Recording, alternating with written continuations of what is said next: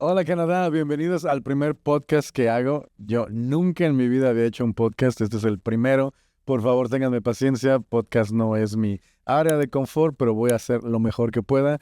Y tengo a una persona con la que siempre me había querido sentar a conversar.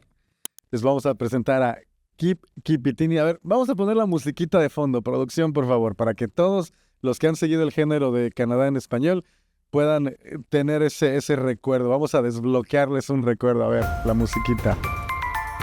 Sí.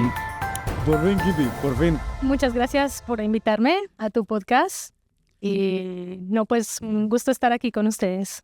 Mi primer podcast, el primer podcast de Diego Saúl Reina y el invitado que siempre quise tener, con quien siempre me quise sentar a conversar. A ver, Kipi, empezamos. ¿Cómo te llamas? Cindy. ¿Quiénes recuerdan a ver los videos de Kipi? Yo cuando empecé a hacer el contenido, lo primero que me recomendó YouTube fue tu video. Y lo primero que noté era que escuchábamos tu voz. Sí. Muy peculiar voz. ¿Qué onda? ¿Por qué decidiste usar solo tu voz? Realmente hubo un tiempo en donde yo veía mucho contenido de YouTube y me encantaba consumir contenido Japón.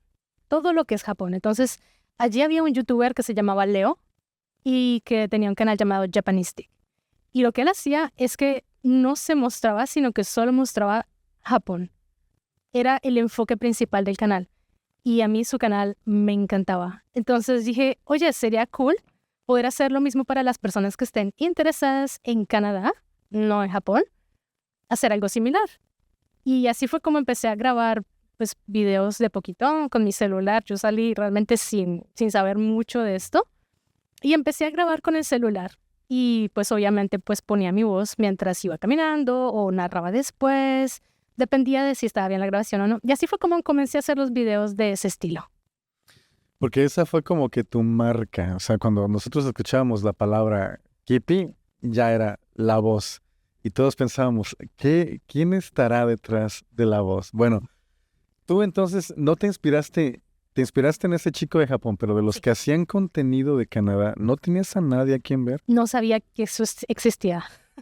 Después, cuando justamente iba al canal como creciendo y teniendo más seguidores, ahí fue cuando en uno de los comentarios de un video me escribió Nelson Reyes.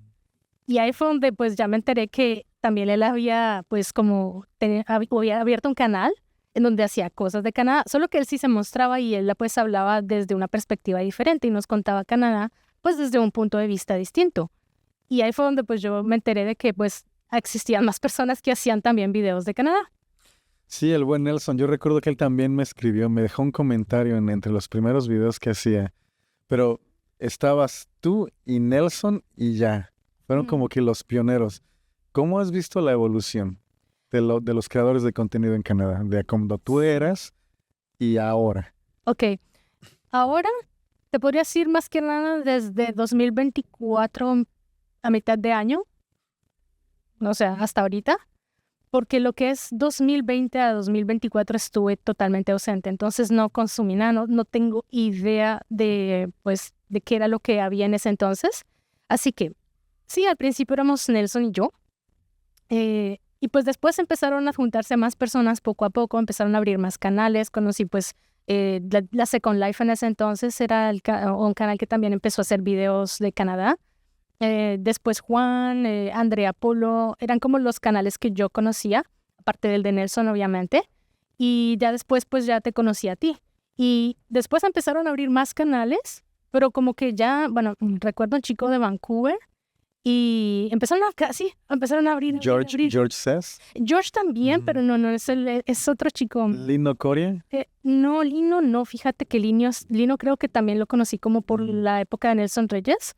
Y justamente el Lino ya no subía tanto contenido en ese entonces ya. Pero ya como que fue avanzando así la cosa y como hasta 2019 más o menos todos los canales que iban abriendo. Andrew en ese entonces también era otro canal.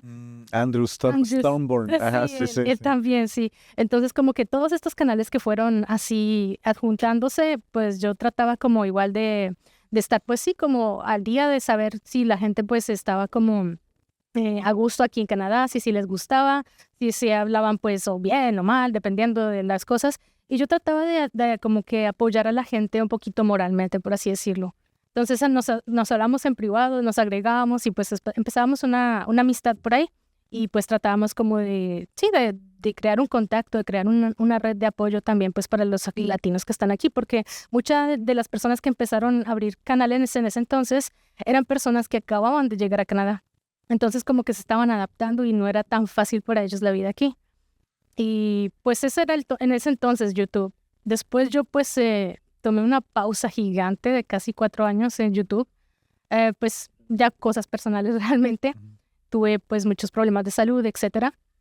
Y recién este año, el año pasado, en 2024, comencé de nuevo a moverme pues en mi canal, a abrirlo, a moverlo y a ver un poquito más también la gente que estaba haciendo, pero ya eran demasiadas personas las que estaban haciendo contenido. Yo dije, wow, ¿qué pasó aquí? Era un cambio enorme y pues el contenido también había cambiado, la forma en cómo se hacían los videos, la forma de cómo se hablaba de Canadá y también Canadá había cambiado. Canadá ha cambiado muchísimo desde que Sí. empezamos. ¿Cómo ves tú tu contenido? ¿Viste tú algún cambio por la audiencia cuando tú decides revelar tu rostro?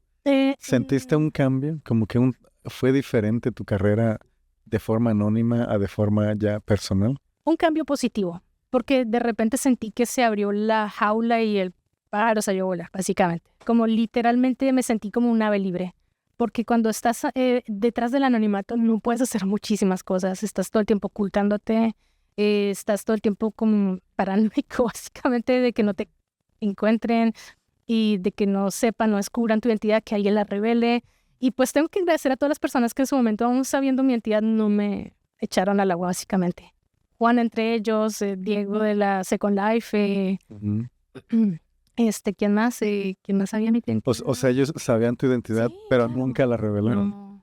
No, fueron personas muy fieles, la verdad, y les agradezco muchísimo porque no revelaron ni mi nombre ni nada, porque sabían perfectamente cómo me llamaba y quién era yo en ese entonces, antes de de salir del anonimato. Esos son buenos amigos, Sí. fíjate. Oye, bueno, ¿por qué Kipi? ¿Desde dónde sale esto de Kipi? Honestamente, todo lo que son mis nicknames y estas cosas en internet son la cosa más random de esta vida que tú dices, qué tontería, honestamente. Pues no tiene excepción. El Kipi, el Keep Kipi realmente era porque así me llamaba yo en un juego y así me llamaban las personas que hablaban inglés, no podían pronunciar bien como la palabra, entonces era un nick muy largo y ellos lo reducían y me decían Keep. El Kipi era como una especie de acrónimo verbal del Keep, como para que sonara tierno, por así decirlo. Y el Tini en realidad es porque así me decía un niño en esa época ya no, pero en ese entonces había un niño que me decía Tini porque no podía pronunciar Cindy. Oh. Entonces me decía Tini.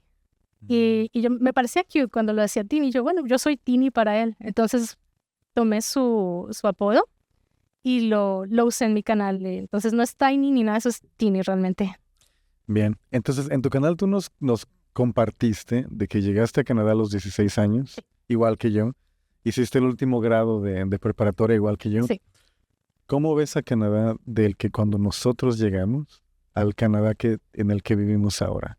Hay muchos cambios, no es el mismo.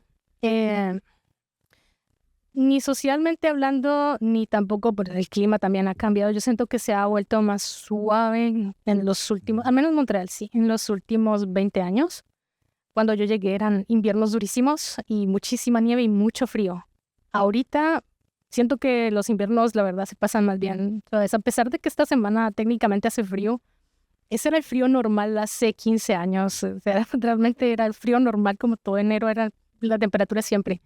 Y ahorita sí ha cambiado mucho el clima. En cuanto a lo social, la sociedad, pues también he sentido bastantes cambios, la verdad. He sentido que hay mucho, no sé, como el cambio político pues de Justin Trudeau trajo demasiados cambios a la sociedad, muchísimas. Entonces, las leyes que fueron cambiando, cosas que antes pues no sucedían, ahora que ya están pasando. Y pues en general, siento que Canadá sí ha tenido un poquito un deterioro, pero siento que sigue siendo un excelente país para vivir. O sea, no he realmente cambiado de opinión al respecto. Siento que Canadá es muy buen país, es un país lleno de gente maravillosa y donde tú puedes básicamente hacer tus sueños realidad si te lo propones. O sea, si trabajas duro, creo que este es un país que realmente paga por el esfuerzo duro y pues digamos que si yo hubiera tratado de hacer lo que soy hoy en día en Latinoamérica, tal vez no me habría salido tan bien como ahora. Entonces, ¿aún recomendarías Sí, Canadá como un país para emigrar? sí. ¿Y qué cambios has visto en la comunidad hispana de cuando tú llegaste a Montreal? Porque solo has vivido en Montreal, ¿verdad? Sí. Entonces, la comunidad hispana en Montreal, hace 20 años que nosotros llegamos a ahora, ¿ha crecido? ¿Sigue igual? ¿Cómo andan ahí? Sí ha crecido, pero tampoco es un crecimiento que yo diga exponencial. Lo que más he visto, al menos aquí en Montreal, es un crecimiento de otros países. No tanto Latinoamérica. Sí, sí ha crecido en cuanto a Latinoamérica, como cuando yo llegué, por ejemplo. Antes no encontrabas a tantas personas que hablaran español por ahí. Hoy en día, pues sí, es más como común encontrarte con gente que habla español. Pero con todo y eso, siento que, digamos que hay otros países en donde, pues, ¿cómo se dice, María? Las nacionalidades son mucho más presenciales acá que hace muchos años y ellos sí se notan más. Entonces, ¿tú nunca has vivido en una parte de Canadá que sea angloparlante? No, Has estado en la parte francohablante y sí. ¿no te gustaría, alguna vez has comparado decir el éxito de un inmigrante en la parte inglesa o la parte francesa? Sí. Bueno, yo tengo entendido, y también por lo que he podido ver en el círculo, básicamente, que cuando te mueves afuera de Quebec, te suele ir bien también. Así que sí, las cosas es que la cosa, digamos, en Vancouver, en Toronto, la gente le suele ir bastante bien económicamente. Quebec sí también se puede, pero es un poquito más difícil. Acá digamos que en Quebec las cosas hay que echarle un poquito más de ganas que tienes que aprender ya 2 idiomas, que sería el inglés y el francés. También tienes que tener en cuenta que hay más impuestos aquí en cuanto a la compra, etcétera. Y, y el salario también suele ser menor en cuanto a las estadísticas del promedio en Canadá en general. Sí, estaba leyendo todas esas estadísticas. Entonces, una pregunta que yo siempre me he hecho, estaba leyendo de que Montreal es la ciudad más hispana en Canadá Sí, en proporción de la población. sí. ¿Por qué es entonces? O sea, Yo, ¿qué ofrece Montreal al latino? yo creo que el francés es una lengua que a muchas personas como nosotros les es fácil al comienzo aprender, porque es una lengua que se parece mucho al español, sobre todo cuando estás comenzando a aprenderlo. El español te da una enorme ventaja, digamos, que al lado de una persona que habla chino, una persona que habla otro idioma. Cuando estás hablando español y aprendiendo el francés, se te hace más sencillo arrancar por ahí. Entonces yo creo que muchas personas también por ese lado trataron de hacerlo por Quebec, la inmigración. Y también el hecho de que Quebec solía ser más abierto, o sea, dejaba entrar un poquito más fácil a la gente que otras provincias. Digamos, por el lado de trabajador cualificado, habían un poquito menos de requisitos en ciertos años. Y era más sencillo entrar por Quebec. Y es lo que hizo mucha gente. Entró por Quebec y después trató de moverse a otras provincias. Otros se llegaron y se quedaron, como yo, básicamente. O sea, ya te quedaste en Montreal, va a seguir siendo tu hogar. Por ahora sí, no tengo planes tampoco. Me cierro a la posibilidad de irme, de moverme. Pero por ahora no está en mis planes moverme de Montreal. Qué bien, qué bien. Bueno, entonces ya para ir terminando, me gustaría que nos compartieras un poco de cuál va a ser tu participación en Hola Canadá. Sí. Como ya saben, tenemos la meta de crear la plataforma de habla hispana más popular en Canadá. Platícanos un poquito de qué va a ser tu sección, qué nos vas a compartir para Hola Canadá. Claro, mi sección es la de manga, anime y cultura japonesa. Justamente como lo que me llevó a YouTube básicamente es lo que estoy retomando ahorita. Entonces todo lo que es sí, las series populares e incluso series infravaloradas, digamos que me considero una persona tan extremadamente otaku, por así decirlo, pero creo que tengo bastante conocimiento al respecto. He leído muchísimos mangas, he visto muchísimos animes y básicamente todos los días estoy viendo contenido sobre Japón. ¿Es ofensiva la palabra otaku? En Japón sí, aquí no tanto, creo que era más ofensiva hace unos años, pero creo que con el tiempo se ha como calado tanto en nuestra cultura actual, incluso pues a este lado del mundo, que ya realmente un otaku puede ser cualquier persona que, qué sé yo, que le guste algún anime, que haya visto dos o más animes, ya como que... "Eres un Dos o poquito más. otaku". Sí, Entonces yo no califico como otaku porque yo solo veo Dragon Ball. no, tú no. Entonces, esa es la descripción de otaku. Sí, una persona que es fan del anime en general.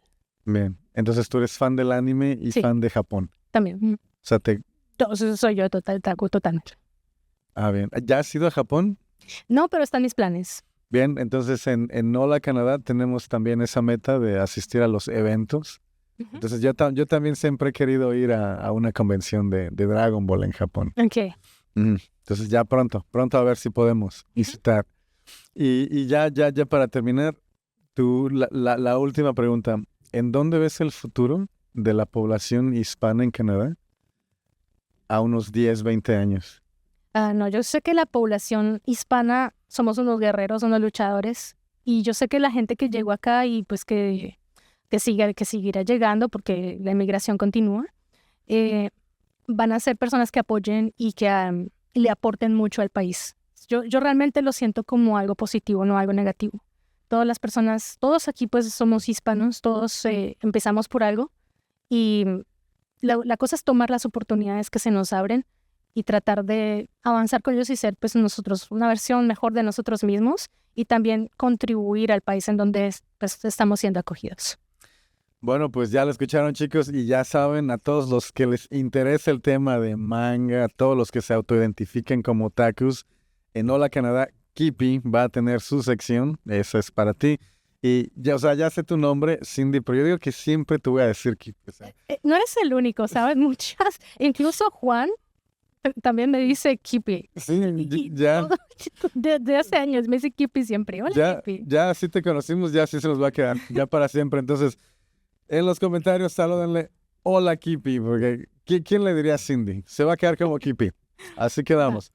Y esperen la sección de Kipi, aquí en Hola Canadá.